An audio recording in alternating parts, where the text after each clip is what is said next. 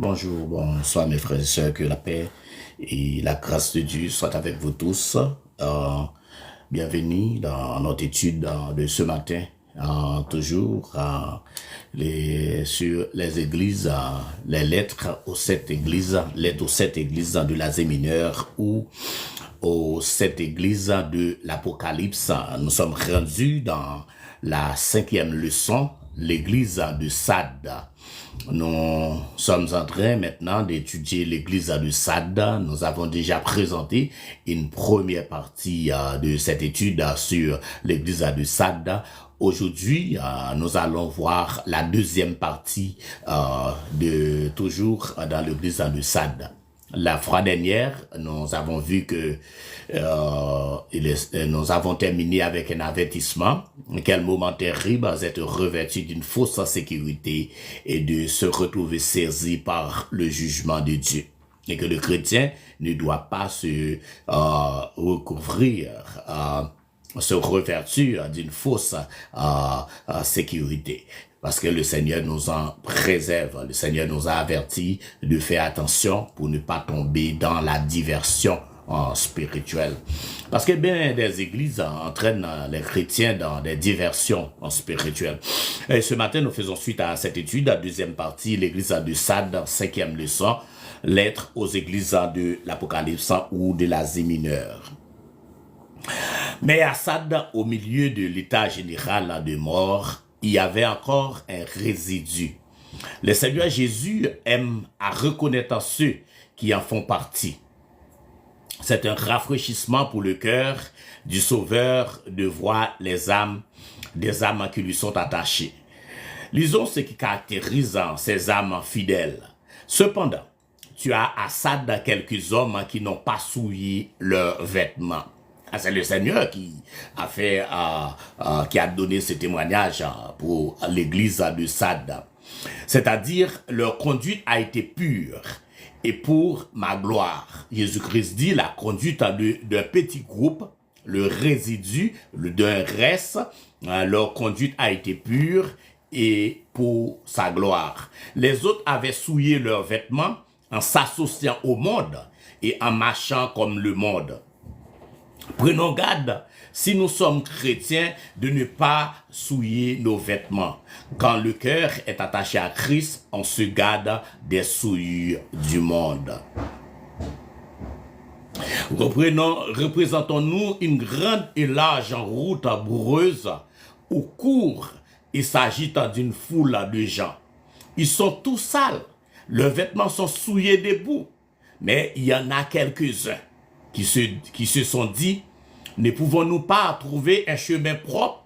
Et ils découvrent un petit sentier étroit mais sec, où ils peuvent marcher sans se salir. Et ils y vont. Ne serait-il pas stupide de redescendre sur la route boureuse, sous prétexte qu'on n'y est plus au large? Il y a dans le monde un sentier étroit, mais sain et pur. C'est celui où Jésus a marché. En suivant le Sauveur, on ne souille pas ses vêtements. La vie alors est sainte et Jésus nous approuve. Écoutons ce qu'il promet à ceux qui n'auront pas souillé leurs vêtements. Jésus-Christ fait une promesse à ceux qui n'auront pas souillé leurs vêtements. Ils marcheront avec moi en vêtements blancs parce qu'ils en sont dignes. Ceux qui ne souillent pas leurs vêtements marcheront avec Jésus, alléluia, dans des vêtements blancs parce qu'ils en sont dignes, nous dit le Seigneur Jésus à l'église de Sade.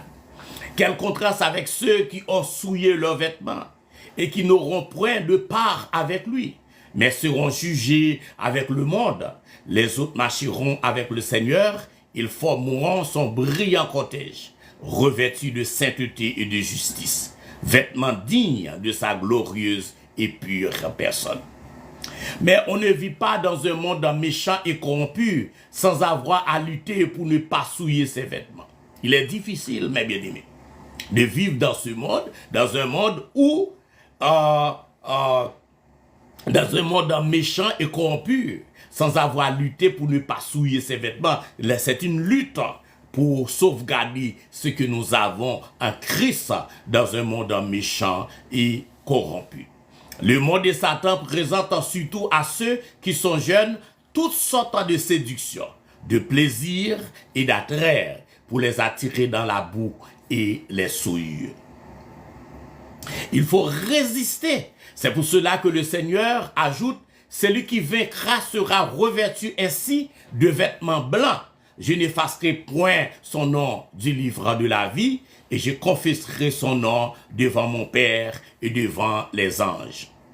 Quand donc on aura vaincu par la vigilance, la parole de Dieu, la prière et par-dessus tout la foi et la confiance dans le Seigneur, lui-même nous introduira dans cette région heureuse, le ciel où il n'y a point de souillure possible.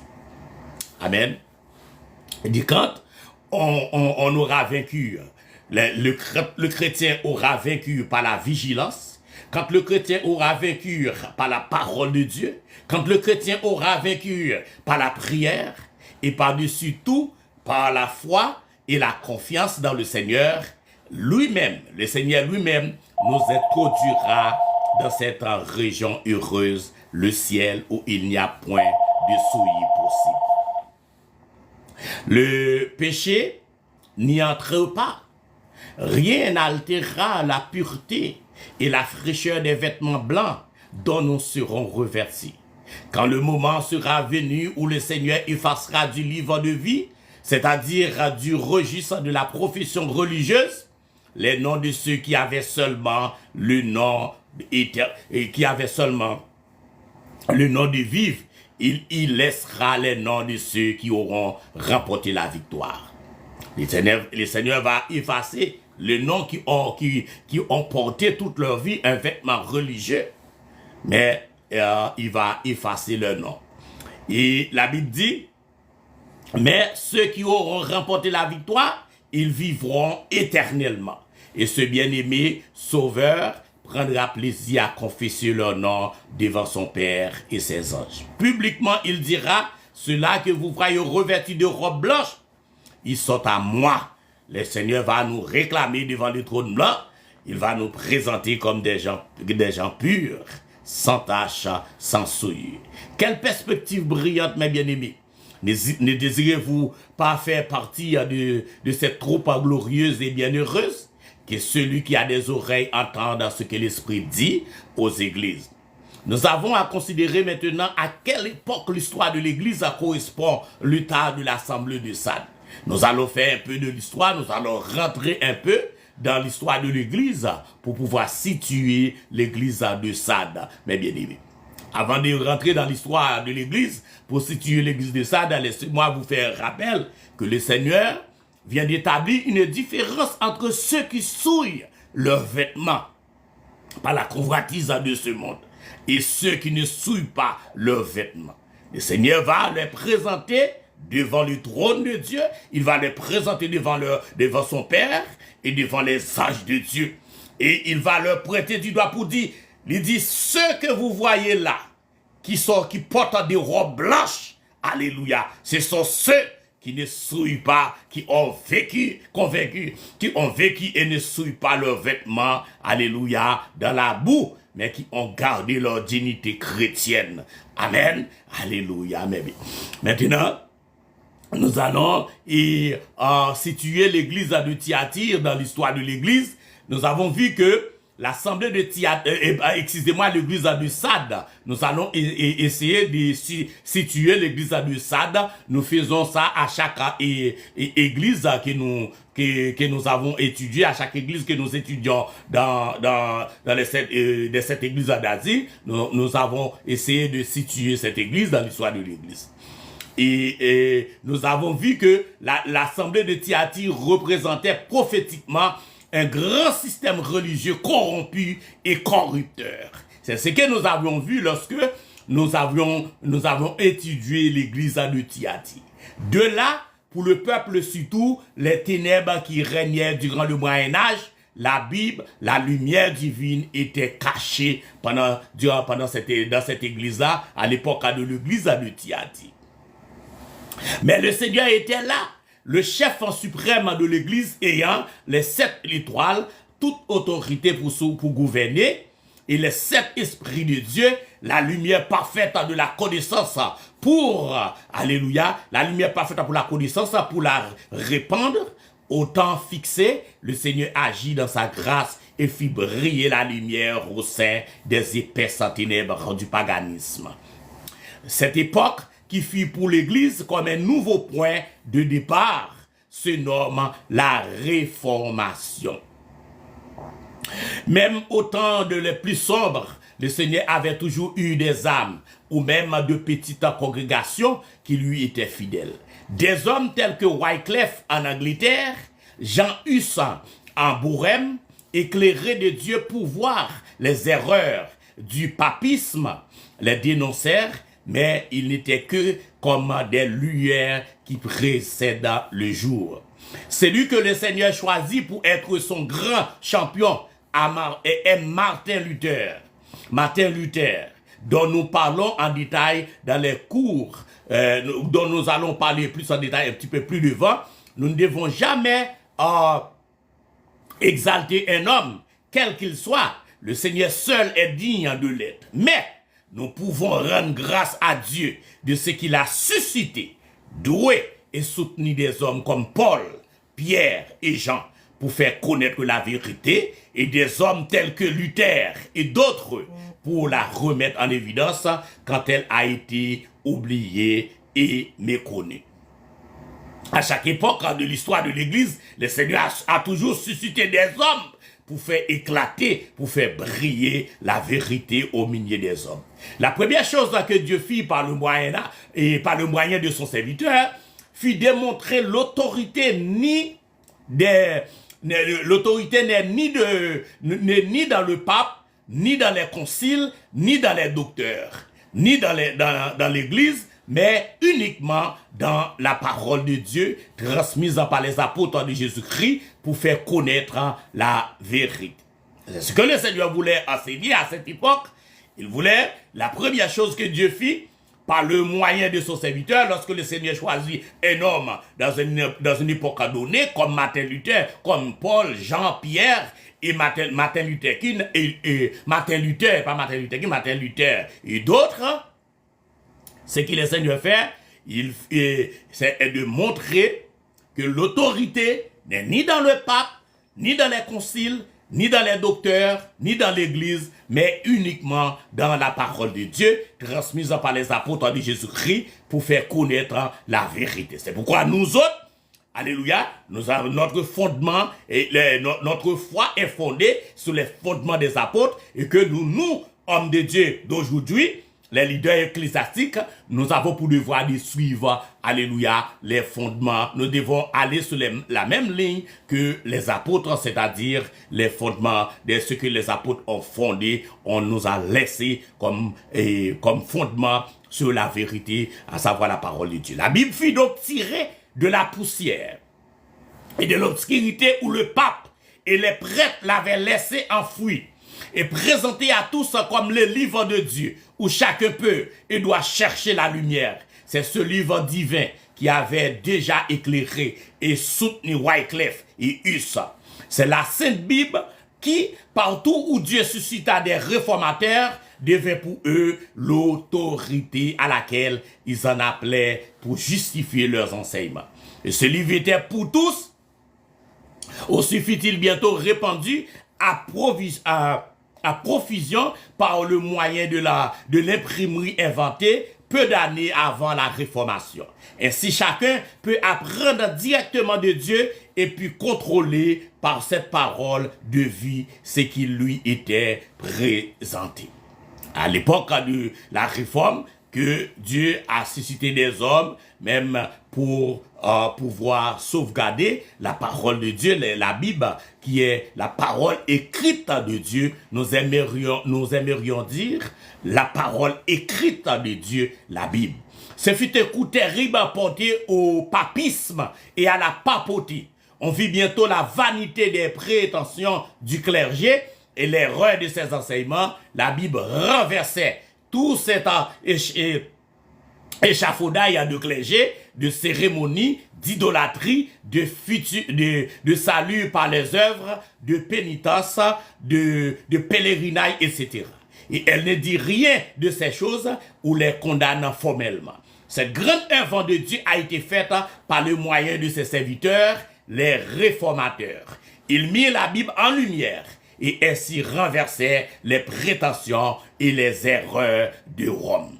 Alléluia. Alors l'église de Sade, l'histoire de l'église l'église où l'église de Sade se situe dans l'histoire de l'église, c'est à l'époque de la réforme que cette église a vu le jour, avec en dépit de tous les bouleversements qui avaient problème, difficulté avec les faux enseignements, le système du clergé, le pape, tout ça. Et les gens ne pouvaient pas avoir une Bible en main, et les gens ne pouvaient pas participer à la Sainte Seine, tout ça. Mais Dieu a suscité des hommes, comme il a suscité Jean, l'apôtre Pierre, Jean et Paul, etc.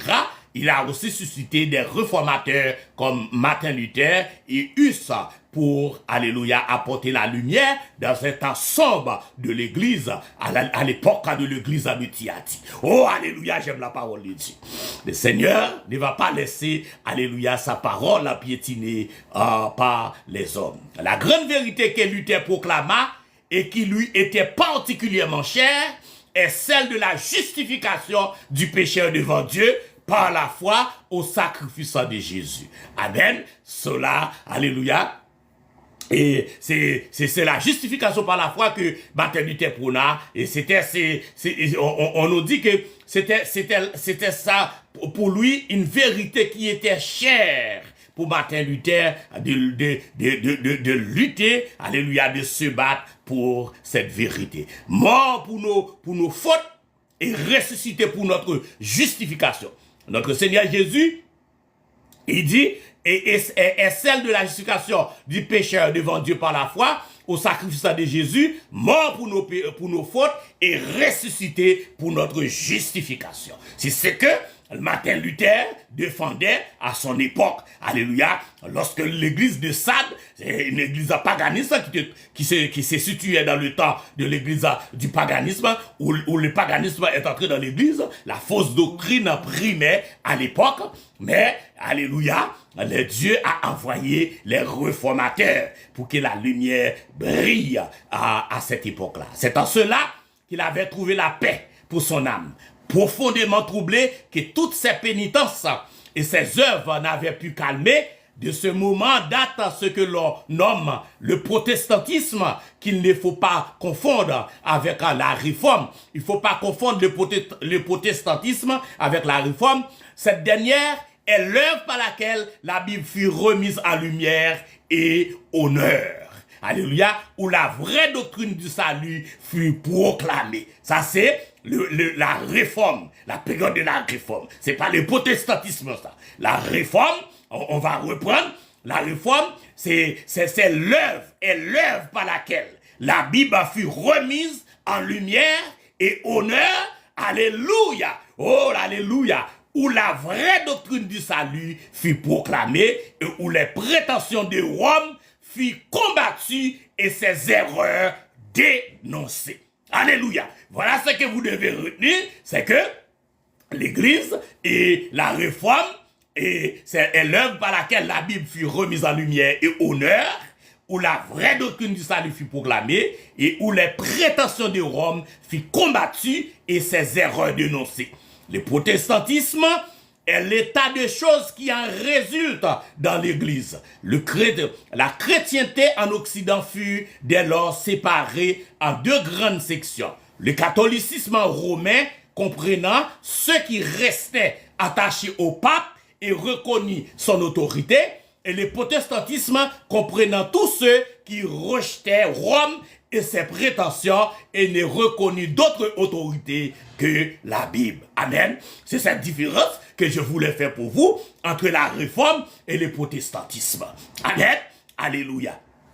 Alors, ce matin, ce qui est plus important dans cette étude, c'est que nous venons de situer l'église de Thyatire, excusez-moi, l'église de Sardes dans l'histoire de l'église. Alléluia, alléluia.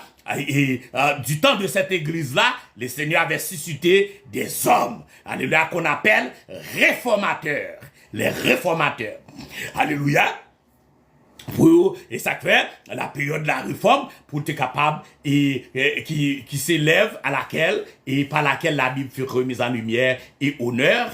Et le protestantisme est l'état des choses qui en résultat dans l'église. Le protestantisme va prendre naissance avec la séparation, avec la division, alléluia, entre ceux qui s'arrangeaient aux côtés de à côté de la Bible et qui reconnaissait la Bible comme c'est l'autorité et ceux qui voulaient rester fidèles à l'église de Rome et ses prétentions. Amen. Alléluia. Ceux qui ont choisi la Bible comme c'est l'autorité et ceux qui ont choisi Rome et ses prétentions. Alors ceux qui ont choisi la Bible comme c'est l'autorité, on les appelle les protestants.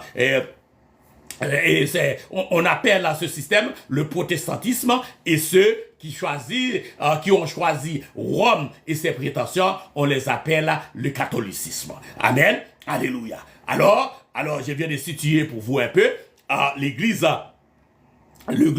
de Thyatire dans l'histoire de l'église, mais juste avant, avant de terminer, et c'est là ce que le Seigneur considère dans l'église de Sardes, non pas la réforme qui est son œuvre, mais l'état qui en est résulté sous l'action des hommes. Alléluia. C'est là ce que le Seigneur considère dans l'église de Sardes, non pas la réforme qui est son œuvre. La réforme est l'œuvre de Dieu, et l'œuvre de Jésus-Christ. Mais l'état qui en résulté sous l'action des hommes, c'est-à-dire le protestantisme, voilà pourquoi il a à dire à cette triste parole, je sais que tu passes pour être vivant et tu es mort. Et car je n'ai pas trouvé tes œuvres parfaites devant mon Dieu. En effet, d'une manière générale, dans les églises nommées protestantes, soit luthériennes ou réformées ou anglicanes ou autres, on en vint au fil du temps à n'avoir plus qu'une profession extérieure. Alléluia. Alors, l'église, si vous êtes protestant, voici ce que la Bible dit, alors, vous êtes une profession, vous faites partie, vous professez, vous avez une profession, vous faites une profession extérieure. Si vous êtes seulement protestant. Amen. Alléluia. Mais les confessions de foi étaient orthodoxes, c'est-à-dire selon la saine doctrine. Amen. Les confessions de foi, par exemple, et on dit que d'une manière générale, dans les églises nommées protestantes, comme l'église luthérienne, l'église réformée ou l'église anglicane, et la Bible dit que c'était au fil du temps à n'avoir plus qu'une profession extérieure. Ça, les protestants. Mais écoutez ceci. Les confessions de foi étaient orthodoxes, c'est-à-dire selon la saine doctrine, au moins en général. Cependant, le formalisme religieux a fini par remplacer la vie véritable. Voilà le problème qui existait à l'église de Sardes, c'est que le formalisme était rentré dans l'église pour détourner le peuple de Dieu, alléluia, de la vérité. Pour détourner le peuple de Dieu, et pour remplacer, le formalisme religieux a fini par remplacer la vie véritable. De plus, ces diverses églises, pour la plupart, furent assujetties à l'État, c'est-à-dire au gouvernement humain. De sorte qu'elles furent mêlées au monde, on voit combien l'avertissement du Seigneur était de saison. Souviens-toi donc de ce que tu as reçu et entendu. Garde-le et te repens. Le Seigneur fait une mise en garde à l'église de Sardes. Souviens-toi donc de ce que tu as reçu et entendu. C'est-à-dire, le Seigneur fait référence à la réforme. À la réforme Garde-le et te repens. Avertissement semblable à celui que le Seigneur avait déjà fait à entendre à Éphèse et ayant pour but de rappeler les âmes à la Bible et à une foi vivante. Amen. Le Seigneur fait un avertissement à l'église de Sade. Il appelle à l'église de Sade à se ressaisir. Au milieu de cet état de langueur, il y avait cependant toujours des personnes qui ne se contentaient pas d'une vaine forme de piété, mais qui saisissaient par la foi et gardaient leurs œuvres, les précieuses vérités du salut. Il y a toujours un reste, il y a toujours un résidu qui garde la parole de Dieu. Amen. Il y a toujours un reste. La Bible dit, au milieu de cet état de langueur, dans cette période de tourmente pour l'Église, alléluia, où la fausse confession primait, il y avait cependant toujours des hommes qui ne se contentaient pas d'une vaine forme de piété, une fausse piété, mais qui saisissaient par la foi et gardaient leurs œuvres, les précieuses vérités du salut. Ce sont elles dont le Seigneur dit, cependant, tu as à Sade quelques hommes qui n'ont pas souillé leurs vêtements. Et le Seigneur a témoigné pour ces hommes, alléluia, qui n'avaient pas souillé leurs vêtements à l'église de Sade. Alléluia. Et si vous faites partie d'une église où les gens pêchent, et les autorités de l'église, ça ne dit rien pour eux. Ils n'exhortent pas les gens, c'est pas les âmes qui leur intéressent, les âmes des gens qui leur intéressent. Alléluia. Il faut exhorter, il faut dénoncer le péché dans l'église, il faut dénoncer ceux qui prennent une mauvaise voie dans l'église, il faut les dénoncer. Même le Seigneur Jésus l'a fait.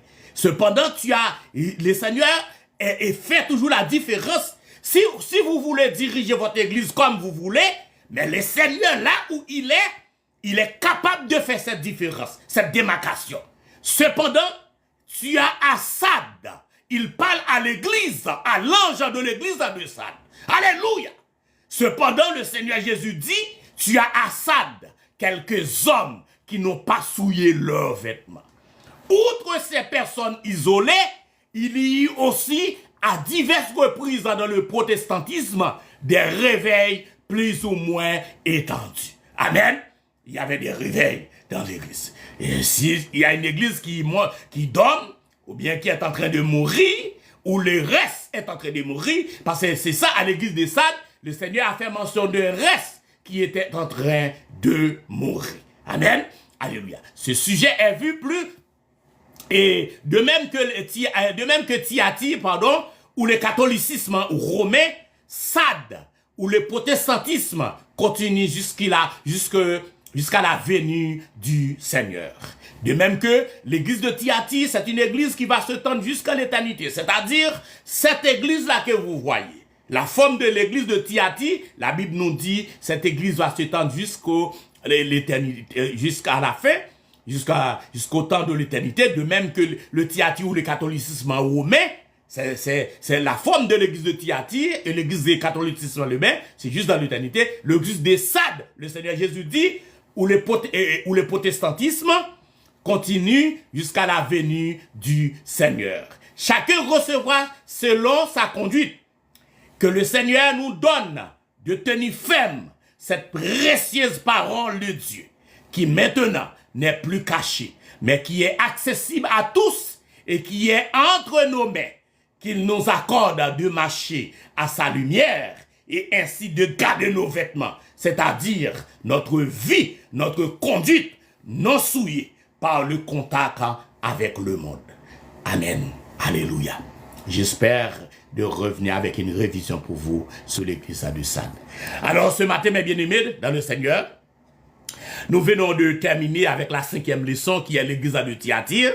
Mais dans cette leçon, où nous avons mis l'accent plus sur où cette église se situait dans le temps, dans l'histoire de l'église de Sade se situait à l'époque dans l'histoire de l'église, à l'époque de la réforme protestantisme. C'est dans cette époque-là. Mais au lieu que l'église de Thyatire se mettait de côté, à côté de la réforme, la vraie vision de la réforme, mais l'Église catholique se mettait de préférence au résultat, c'est-à-dire à côté du protestantisme, au lieu de s'arranger au lieu de s'arranger à la réforme. L'église de Sade, et pas l'église de Tiati, l'église de Sade s'arrangeait au protestantisme au lieu de s'arranger à l'esprit de la réforme qui est l'œuvre de Jésus-Christ. Que le Seigneur vous bénisse. Si vous aimez ce ministère, ministère de la croix, il vous demande de prier pour l'homme de Dieu et de participer à cette grande œuvre qui est le ministère de la croix, dont la vision est de promouvoir l'évangile de la grâce de Dieu. Moi, je vous prépare pour l'enlèvement et pour l'après l'enlèvement. Allez en paix. Que Dieu vous bénisse. C'était votre serviteur, Pasteur Francis Pierre, et qui vous donne rendez-vous pour une prochaine étude, pour une prochaine leçon, toujours dans nos études sur les lettres qui ont été adressées à l'église de l'Asie mineure ou de l'Apocalypse. La prochaine leçon, ça va être la 6e leçon. Nous allons voir l'église de Philadelphie. Allez en paix. Dieu vous bénisse. Merci pour tous ceux et toutes celles qui étaient avec nous.